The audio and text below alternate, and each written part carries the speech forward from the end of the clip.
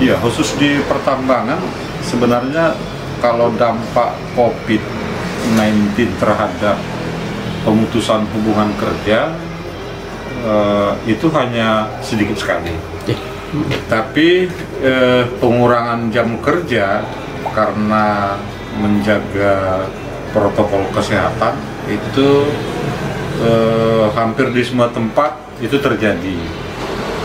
Misalnya di Freeport ada kebijakan pemerintah pusat yang turun ke pemerintah daerah, lalu pemerintah daerah mengharuskan dilaksanakan oleh perusahaan. Mereka misalnya bekerja bergiliran, jadi tidak semua orang bisa bekerja seperti biasa, tapi bergantian.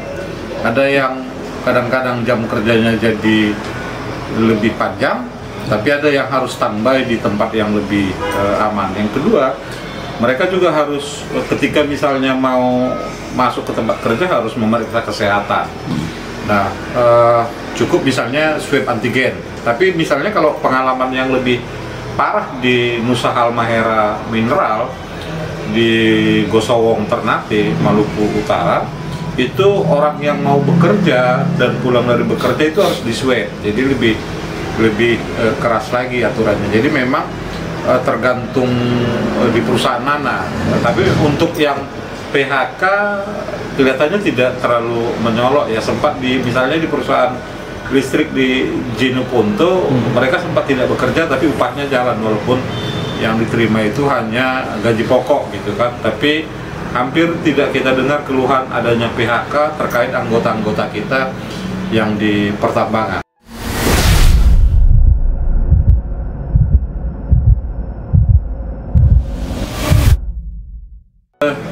Sebelum Idul Fitri tahun yang lalu, kita itu mencoba, kita sangat khawatir dengan COVID-19 ini. Kita hanya masuk 1 hari dalam 1 minggu, jadi bergantian. Saya dengan sekjen itu bergantian masuk 1 minggu 1 hari. Setelah Idul Fitri kita coba lebih berani lagi, sampai sekarang ini minimal 2 kali atau 2 hari dalam 1 minggu kita masuk. Tapi rata-rata setelah Idul Fitri kita kadang-kadang bisa 3, 4 sampai 5 hari kita masuk dalam 1 minggu. Tapi tetap kita memang sangat waspada sekali dengan COVID-19, tidak terlalu berani seperti yang sebelum-sebelumnya. Saya sendiri misalnya biasanya kalau menuju ke kantor itu naik angkutan umum seperti kereta. Sekarang ini saya tidak berani menggunakan itu karena masih sangat khawatir. Yang kedua, biasanya saya dalam 1 minggu 2 malam nginap di kantor karena mengerjakan banyak pekerjaan. Tapi selama COVID-19 ini saya tidak berani. Pernah saya coba sekali, tapi waktu itu badan saya kurang enak, jadi sangat khawatir sekali situasi yang sekarang ini. Jadi kita memang belum begitu 100% untuk mengerjakan pekerjaan organisasi.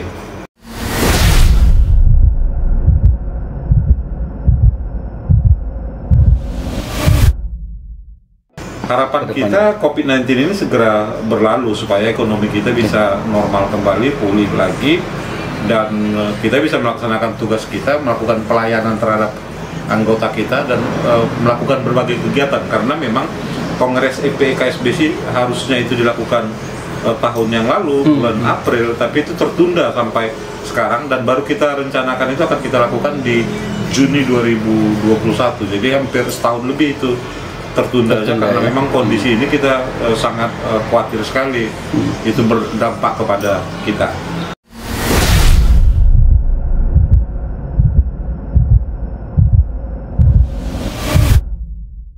Ya, kawan-kawan semua, COVID-19 jangan dianggap remeh. Untuk itu, mari kita jaga kesehatan kita dengan cara 3M, mencuci tangan, memakai masker, dan menjaga jarak.